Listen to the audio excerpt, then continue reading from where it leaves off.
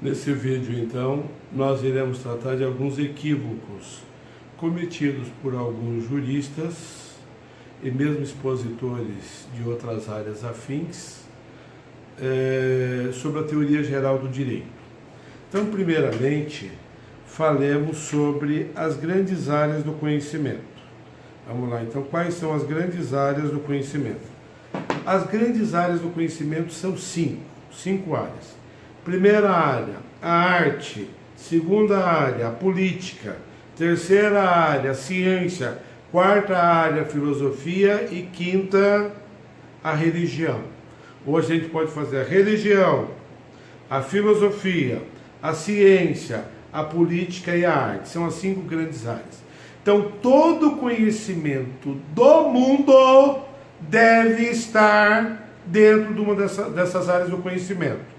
É claro que existe um relacionamento entre uma área e outra. Como que é feito esse relacionamento entre uma área e outra? História da filosofia pertence à ciência ou pertence à filosofia? A história pertence à ciência, estudando o quê? Pensadores, pensamentos na cronologia. Então, os métodos todos são métodos históricos para se construir essa ramificação da história, certo? Daí que eu não posso cometer equívocos, certo? A moral, por exemplo, a moral está alojada onde? Faz parte de qual grande área do conhecimento? A moral faz parte da filosofia, certo? A moral faz parte da filosofia. Então, se eu tenho lá uma regra religiosa, os 10 mandamentos, claro, são regras religiosas. Se eu tenho lá, na testemunha de Jeová, que proíbe a transfusão de sangue, uma regra religiosa. Tem gente aí falando que essa regra pertence à moral, certo? É uma regra religiosa, está alocada na religião. Com algum fundamento, está alocada na religião. Esse tipo de equívoco não pode ser cometido, certo? Não se pode cometer esse tipo de equívoco. Então vamos falar um pouquinho sobre cada uma dessas 5 grandes áreas. Primeiro, vamos começar pela arte. A vinculação entre o homem e a área do conhecimento. Como que o homem se vincula à arte? Quando aprecia um quadro, quando aprecia uma escultura, quando aprecia uma fotografia. Como que o homem se comporta? Como que é essa relação entre ele? É uma relação de percepção. A percepção dele diante daquela arte ali. Cada pessoa terá a sua percepção. Por vezes o artista tenta direcionar isso daí, percepção de estrutura, percepção social, percepção sexual, percepção material. Então ele coloca a obra dele já direcionando essa percepção, mas ela pode variar de indivíduo para indivíduo, não é? A política. Como que é a percepção da política? Então, os ideais, as ideias políticas, elas trazem geralmente um estado ideal, uma solução para aquele caso ali. E essa regra aí criada, essa ideia trazida, ela parte para o convencimento. A relação dela com o ser humano, com o cidadão, é de convencimento. Aqui eu gostaria de pular a ciência e para a filosofia. A filosofia também, quando pega 2 ou mais ideias e chega numa terceira ou confirma uma delas, a ciência se utiliza do convencimento para que a pessoa receba aquela terceira ideia ou a confirmação da ideia. Então, o relacionamento na ciência e na filosofia se aproximam muito com o ser humano. E tendo a variação de conteúdo. O conteúdo político está ligado ao Estado e aos poderes do Estado. E aos elementos também, território, povo e poder. Então, esses temas aí são melhores trabalhados ali, certo? Então, aí claro que existe a filosofia e a religião. Na filosofia se discute a existência de Deus, certo? Isso tudo mantém o tema filosófico dentro da filosofia, embora esteja relacionada à religião, certo? E a ciência, como que o ser se relaciona com a ciência? Ele se relaciona com a ciência pelo convencimento. Então, a gente pega geralmente química, um experimento químico. A pessoa vai lá e repete o experimento 10 vezes, tem o mesmo resultado. Ele comprova aquele resultado. E essa ideia se estende para todas as demais áreas da ciência, como o direito, a economia, certo? A engenharia, ou as engenharias. Então, essas áreas todas, a matemática, a física, então essas áreas aí são ciência. A relação com o ser humano é de comprovação. E a religião? Como que a religião se relaciona, ou como que na religião o ser se relaciona com a religião, com essa área do conhecimento? Chama-se fé.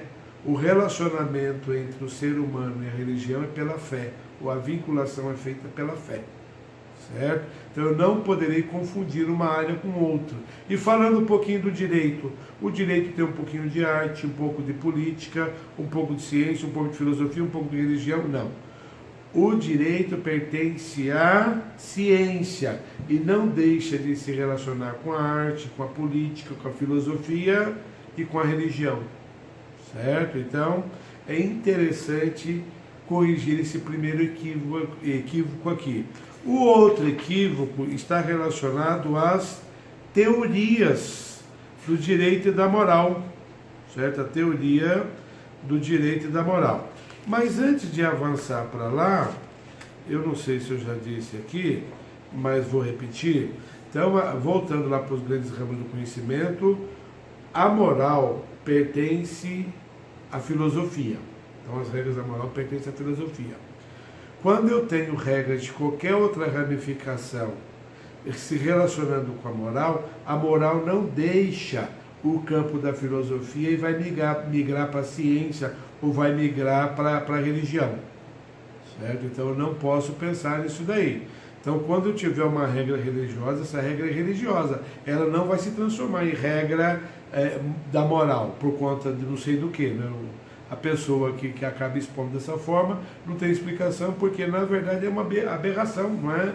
Esse tipo de conhecimento, é um equívoco, um engano muito grande. Não é? O segundo equívoco, o direito e a moral, eles se relacionam.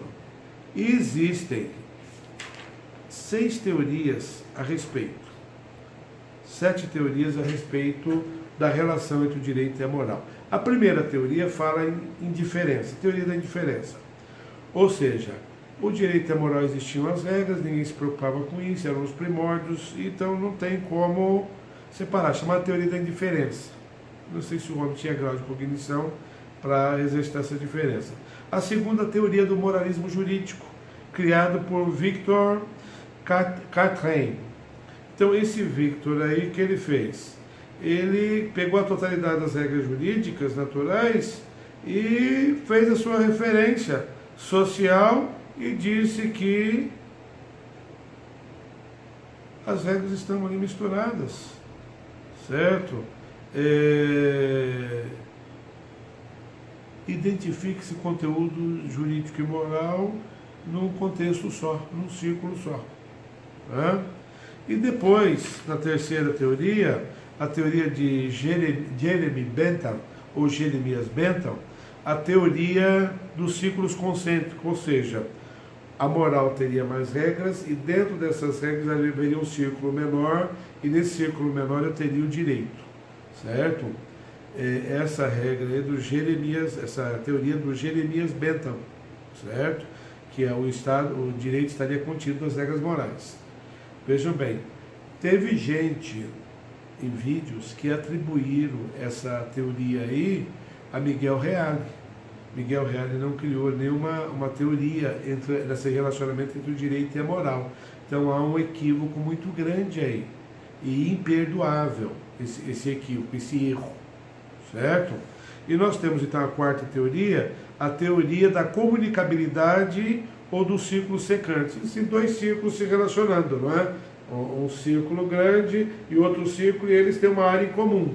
Então, Essa teoria do ciclo secante é do Claude de Pasquier, que é o autor dessa teoria. Né? A teoria do mínimo ético. Então, na teoria do mínimo ético, essa é de Georges Jelinek. O direito estaria contido na moral e seria o quê? Uma concentração de regras éticas de maior importância, certo? E as regras éticas dando um pouco mais de liberdade para o ser humano. A teoria da separação dos círculos, dois círculos diferentes, duas esferas. Uma esfera cheia de direito e a outra cheia de regras da moral. Elas não se tocariam. Essa teoria do Hans Kelsen. E nós temos a teoria dinâmica. Essa teoria dinâmica aqui, fui eu que criei essa teoria. Nós estamos diante de um tema secular, que não se criava nada. Eu sou o criador da teoria, a teoria do direito e da moral. Então, a teoria do direito e da moral usa a teoria da comunicabilidade, do Claude de Pasquier, e prego aí a mudanças constantes de áreas, de uma área comum entre o direito e a moral, e do direito e da moral sem passar por essa área aí. Então, há uma migração de regras generalizada, certo? Há uma comunicação generalizada dessas regras aí. Essa teoria minha já teve publicação em algumas revistas especializadas e gostaria que os colegas difundissem melhor essas regras entre o direito e a moral e não ficassem retraídos ou praticassem equívocos como o que eu acabei de relatar, certo? Muito obrigado, e por esse vídeo era isso.